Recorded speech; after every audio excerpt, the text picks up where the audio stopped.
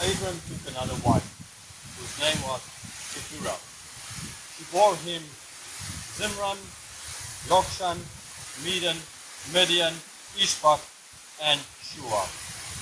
Yokshan fathered Sheba and Dedan. The sons of Dedan were Asherim, Letishim, and Leumim. The sons of Midian were Ephah, Ephor, Hanok, Abidah, and Eldah. All these were the children of Keturah. So what we see from these verses, the names of Isaac, half brothers. So remember the eldest, the firstborn, Ishmael. Then Isaac from Sarah, the only one from Sarah. And now from Keturah, all these children. Okay? He could have had more from Hagar, understandably as well, but because of all that happened, that is the one that he had with Hagar, Ishmael alone.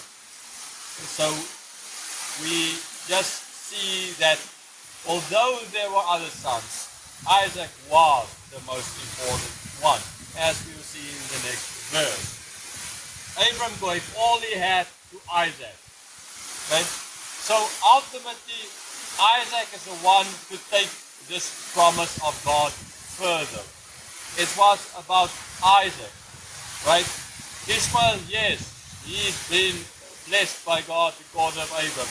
The other sons will get stuff from Abram, but Ishmael is the one who gets the stuff and the blessing from God. He is that line which ultimately will lead to Jacob and Esau, and then years later David, all the way to Jesus.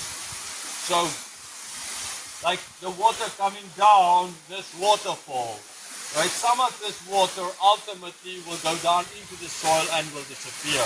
But there is that one, in this case Isaac, who will be the water that flows all the way to Christ. That story, that will continue a story that will go on. That is why in the Bible, when we get to Esau and his children, Ishmael and their children, they're mentioned. Cain, his descendants, they're mentioned. But the flow stops there. Okay, like the Okavango Delta, where in Botswana, where lots of water flow in, but it stays there in Botswana, in Okavango Delta. It doesn't go to the sea.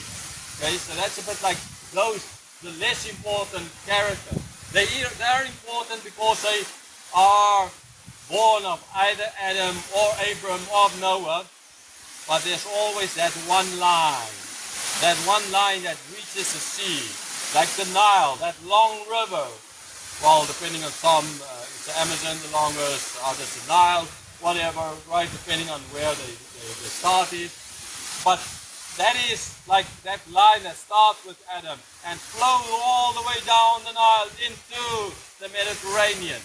Or the Amazon that flows all the way into the Atlantic. That is that line that has an end in Christ.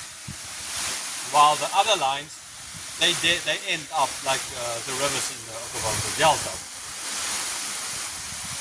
Verse 6. But to the sons of his concubines, Abram gave gifts, and while he was still living, he sent them away from his son Isaac, eastward to the east country. Okay, so we see as well that Abram not only gave everything to Isaac, but he did provide for his other sons, for Keturah's sons. Okay, when Ishmael left, he gave water and a bit of bread, seemingly, but remember there was a promise that he had and God. And Abram was then a different kind of person anyhow. He was not yet, he was better the second time when he sent them away than the first time he sent them only away. Okay? But not yet anyhow. So in this case now, he makes sure that the others don't have. But even then, we see they are sent eastward. Now they did move eastward, because you can't really go westward, there's a sea. So you kind of had to go eastward. But what we've seen by now and so many times, east is always negative. It's always away from God. So it shows as well to the people that Isaac is the one staying in the country. He is the one taking the line.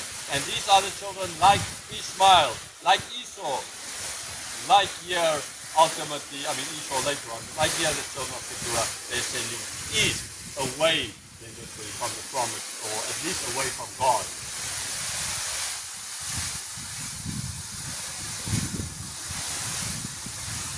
Okay, now we are going to go to, we will do the death of Isaac, Abram, and Abram will ultimately be buried in the cave at Machpelah.